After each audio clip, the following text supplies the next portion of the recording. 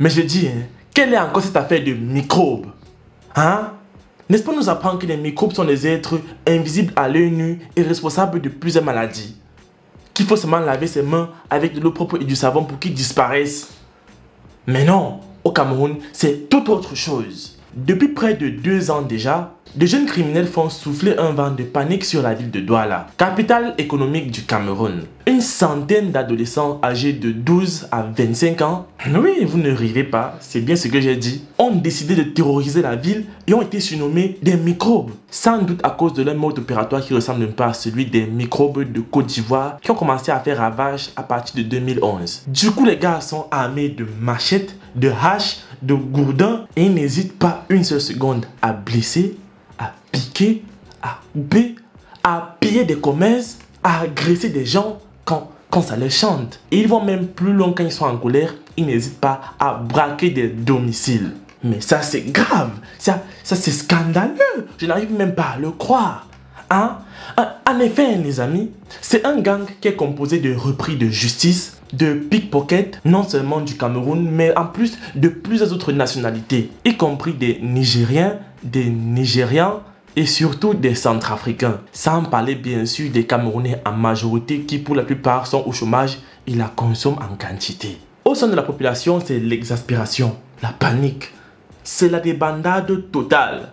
Rien ne va plus. Au point où même les policiers et les gendarmes sont débordés. Ils n'hésitent pas eux aussi à fuir à l'annonce des microbes. Vous vous rendez compte? Ne joue jamais. Et que tu vas aller te cacher dans un armoire que tu as repéré, ça. Tu trouves le policier là-bas, il te chasse avec l'arme que... Quitte ici, ça c'est ma cachette. Police, on vous attend. Après c'est normal, hein, je veux dire, la machette ne connaît pas la police. Ça coupe, ça coupe. Et bien évidemment, vous l'aurez compris, dans cette affaire de microbes, hein, c'est devenu n'importe quoi. Tout le monde vient mettre son grain de sel. Même les simples bandits à 200 en profitent maintenant pour s'aimer la pagaille, pour régler leur compte et pour voler les gens. Du coup, on ne sait même plus finalement qu'il y a un microbe ou pas. Mais ce qui est également sûr dans cette histoire des amis, c'est que ce n'est pas la première fois. Parce que, souvenez-vous déjà, en août 2022, oui, août 2022, les gars ont fait des ravages, mais la gendarmerie a mis la main sur eux, raison pour laquelle ils se sont calmés pour revenir plus tard en septembre. On a encore mis la main sur eux, ils se sont calmés, mais pas pour très longtemps vu que seulement 2 mois après, ils sont revenus en force. Aujourd'hui, c'est trop, c'est incontenable. Ils attaquent n'importe qui et n'importe comment. Dans la rue, on t'interpelle, tu refuses d'obtempérer, on te coupe. Tu manges, quelqu'un ne mange pas à côté de toi, il te coupe. Quelqu'un te regarde fâché parce que tu as passé une mauvaise journée et que tu n'as rien vendu, il te coupe quand même. Alors, que faire? Est-ce que là, il faut baisser les bras? Est-ce qu'il faut les regarder faire? Non, je crois pas. Je pense qu'il est temps vraiment de tuer le mal dans l'œuf. Coupez-moi la tête de ces microbes. Littéralement, il ne suffit plus d'arrêter 2 ou 3, 4 spécimens pour faire peur aux autres. Après, dans 2 ou 3 mois, ils vont encore se réveiller. Non, je vais dire là. Police camerounaise, gendarmerie, n'hésitez pas à mettre le pied dans les plats. Mobilisez même l'armée. Le bire s'il le faut. Hein? Vous croyez qu'un bire peut avoir peur de la machette?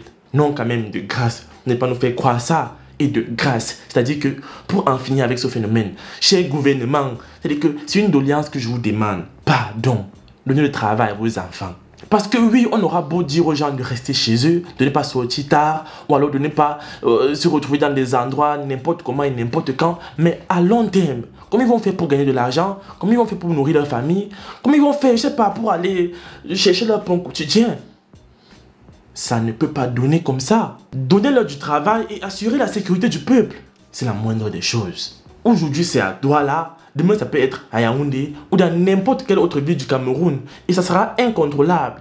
C'est là où on va se lever pour commencer à prendre les mesures. Non, il sera trop tard. Il faut tuer le mal dans l'œuf. Il faut couper le serpent à la tête. Et vous, la population, vous voyez ce qu'il se passe. On dit les microbes. Ce n'est pas la blague. C'est réel. Les gars coupent. Ils blessent. Si vous pensez que je blague, regardez sur Facebook. En tout cas, personnellement, je ne poste pas les images sur ma page. Non, je ne veux pas les problèmes avec Zuckerberg. Voyez vous-même. Et comme ça, quand vous allez voir ça, sortez dans la rue, on ne va pas vous dire. Juste pour vous dire de prendre soin de vous et de faire gaffe. Parce que ça ne rit pas. Les temps sont mauvais. C'est chaud.